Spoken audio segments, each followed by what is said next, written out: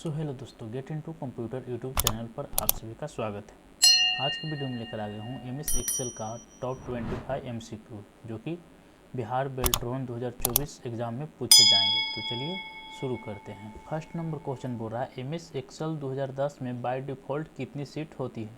तो यहाँ पे वर्जन पूछ रहा है 2010, इसमें कितनी बाय डिफ़ॉल्ट सीट देती है। तो उसमें बाय डिफ़ॉल्ट 3 सीट देती है, तो यहाँ पे आपका बी ऑप्शन राइट हो जाएगा। नेक्स्ट क्वेश्चन बोल रहा है एक्सेल में बनने वाली सीट को निम्न में से क्या कहा जाता है। तो एक्सेल में बनने वाली सीट को स्पेयर सीट बोलते हैं, जो कि ऑप्शन नंबर बी में दिया हुआ है स्पेयर सीट। तो आपका स्पेयर सीट सही हो जाएगा। नेक्स्ट क्वेश्चन बोल रहा है एमएस एक्सेल में किन्हीं भी 5 स्टूडेंट की रिकॉर्ड का औसत ज्ञात करने के लिए कौन सा फॉर्मूला प्रयोग होता है। तो औसत का फॉर्मूला होता है एवरेज, जो कि ऑप्शन नंबर सी में दिया हुआ है।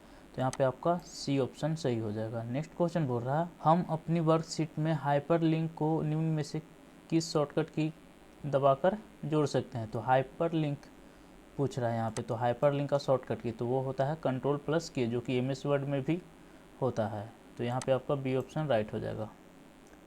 नेक्स्ट क्वेश्चन पूछ रहा है इनमें से कौन सा फंक्शन के द्वारा करेंट डेट इंसर्ट कराई जा सकती है। तो यहाँ पे पूछ रहा है करेंट डेट, तो करेंट डेट किस फार्मूला से पूछ रहा है। तो यहाँ पे आप टुडे का फार्मूला लगाइएगा तो आपका करेंट डेट इंसर्ट कर देगा। तो यहाँ पे आपका बी ऑप्शन राइट हो जाएगा। नेक्स्ट क्वेश्चन बोल रहा है एक्सेल में सीट का डिफ़ॉल्ट व्यू होता है। तो यहाँ पे सीट का डिफ़ॉल्ट व्यू पूछ रहा है। तो जैसे एमएस वर्ड में डिफ़ॉल्ट व्यू होता था प्रिंट लेआउट, तो इसी तरह एक्सेल में होता है नॉर्मल डिफ़ॉल्ट व्यू। तो यहाँ पे आपका सी ऑप्शन राइट हो जाएगा। नेक्स्ट क्वेश्चन बोल रहा है प्रेडिफाइंड फार्मूला होते हैं जो स्वतः गणना का कार्य करते हैं, वो है फंक्शन है एक प्रकार का। तो यहाँ पे आपका ये ऑप्शन सही हो जाएगा।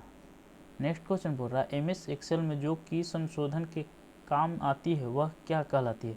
तो यहाँ पे की संशोधन बोल रहा तो वो F2 प्रेस करके यूज कर सकते हैं, एक्सेल के फाइल में संशोधन कर सकते हैं। तो यहाँ पे आपका बी ऑप्शन राइट हो जाएगा। नेक्स्ट क्वेश्चन बोल रहा है इनमें से कौन सी एक्सेल की टर्म नहीं है। तो यहाँ पे पूछ रही एक्सेल की टर्म नहीं है। तो सेल ये एक्सेल का टर्म है, रो भी है, कॉलम भी है, डॉक्यूमेंट जो कि डॉक्यूमेंट एमएस वर्ड का टर्म है। तो यहाँ पे डॉक्यूमेंट है जो एक्सेल का टर्म नहीं है। तो यहाँ पे आपका डी ऑप्शन राइट हो जाएगा।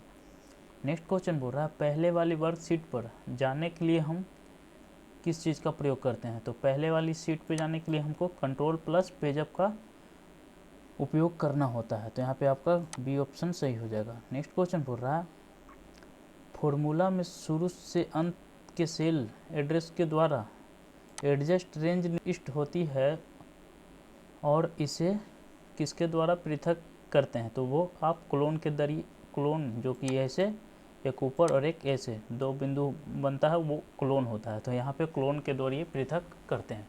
तो यहाँ पे आपका डी ऑप्शन राइट हो जाएगा। नेक्स्ट क्वेश्चन बोल रहा है डेटा और सूचनाओं को समझने में आसान व आकर्षित तरीके में विजुअल रूप से रिप्रेजेंट करता है। तो यहाँ पे पूछ रहा था क्वेश्चन आसान व आकर्षित तरीके से विजुअल रूप से रिप्रेजेंट, तो वो आप चार्ट के जरिए कर सकते हैं। तो यहाँ पे आपका ए ऑप्शन सही हो जाएगा। नेक्स्ट क्वेश्चन बोल रहा है अगर आप अपनी वर्कशीट में सीधे एडिटिंग नहीं करना चाहते हैं, यहाँ पे पूछ रहा है सीधे एडिटिंग नहीं करना चाहते हैं, तो डेटा को एडिट और इंटर करने के लिए आप किस चीज़ का उपयोग कर सकते हैं। तो वो आप फार्मूला बार के अंदर कर सकते हैं। तो यहाँ पे आपका ए ऑप्शन सही हो जाएगा। नेक्स्ट क्वेश्चन बोल रहा है इस टैब में प्रूफिंग टूल्स होती है। तो यहाँ पे पूछ रहा है प्रूफिंग टूल्स जो कि एमएस वर्ड में भी बताया था कि वो रिव्यू के अंदर होता है। तो यहाँ पे भी एक्सेल के अंदर भी रिव्यू टैब के अंदर ही होता है प्रूफिंग टूल्स। तो यहाँ पे आपका ये ऑप्शन राइट हो जाएगा। नेक्स्ट क्वेश्चन बोल रहा है यदि आप चौड़े फॉर्मेट में प्रिंट लेना चाहते हैं, यहाँ पे चौड़े फॉर्मेट बोल रहा है, तो किस पेज ओरिएंटेशन या अभिविन्यास का प्रयोग करेंगे। जैसे ये पेज हो गया पोर्ट्रेट, अब तो ये हुआ लंबा, अगर चौड़ा बोल लेगा तो चौड़ा में ऐसे आ जाएगा, जो कि होता था लैंडस्केप किसके जरिए, तो लैंडस्केप। तो यहाँ पे आपका ये जो आया पेज, ये लैंडस्केप, ये है पोर्ट्रेट। तो यहाँ पे बोल रहा था चौड़े फॉर्मेट के लिए, तो चौड़े फॉर्मेट के लिए हम लैंडस्केप का यूज करेंगे। नेक्स्ट क्वेश्चन बोल रहा है पूर्व लिखित फॉर्मूले होते हैं जो स्वतः गणना का कार्य करते हैं, तो वो आप फंक्शन के जरिए कर सकते हैं। तो यहाँ पे आपका ये ऑप्शन राइट हो जाएगा। नेक्स्ट क्वेश्चन बोल रहा है एमएस एक्सेल 2010 का उपयोग विभिन्न प्रकार में किया जाता है जो सामान्य से लेकर जटिल कार्यों तक उपयोगी होता है। यहाँ पे पूछ रहा है कि समान से लेकर जटिल कार्यों तक उपयोगी होता है। तो क्या उपयोगी होता है? तो वो गणना करने के लिए। तो यहाँ पे आपका ये ऑप्शन राइट हो जाएगा। नेक्स्ट क्वेश्चन बोल रहा है पेज के ऊपरी मार्जिन में स्थित टेक्स्ट को क्या कहते हैं? तो पेज के ऊपर, तो पेज के ऊपर स्थित टेक्स्ट को कहते हैं हेडर, जो कि ऑप्शन नंबर सी में दिया हुआ है हेडर। तो यहाँ पे आपका सी ऑप्शन राइट हो जाएगा। नेक्स्ट क्वेश्चन बोल रहा है आसानी से पढ़ने के लिए किसका उपयोग कर सूचना को हॉरिजॉन्टल और रो वर्टिकल कॉलम में व्यवस्थित किया जाता है? तो यहाँ पे पूछ रहा है आसानी से पढ़ने के लिए किसका उपयोग कर सूचना को हॉरिजॉन्टल, रो और वर्टिकल कॉलम में व्यवस्थित किया जाता है? तो वो आप टेबल के जरिए कर सकते हैं। तो यहाँ पे आपका डी ऑप्शन राइट हो जाएगा। नेक्स्ट क्वेश्चन बोल रहा है एक्सेल फॉर्मूला सेल, यहाँ पे पूछ रहा है एक्सेल फॉर्मूला सेल के एड्रेस, एक्सेल फॉर्मूला सेल के एड्रेस जो कि यहाँ पे लिखा हुआ है उसका प्रतिनिधित्व करता है। तो वो आप एब्सोल्यूट सेल रेफरेंस के द्वारा प्रतिनिधित्व करता है। तो यहाँ पे आपका सी ऑप्शन राइट हो जाएगा। नेक्स्ट क्वेश्चन बोल रहा है ऐसा नियम है जो वैल्यू के पूर्वानुमान बोल रहा है, यहाँ पे वैल्यू के पूर्वानुमान में मदद करता है। तो वो आप गोल सेक के जरिए पूर्वानुमान कर सकते हैं। तो यहाँ पे आपका सी ऑप्शन राइट हो जाएगा।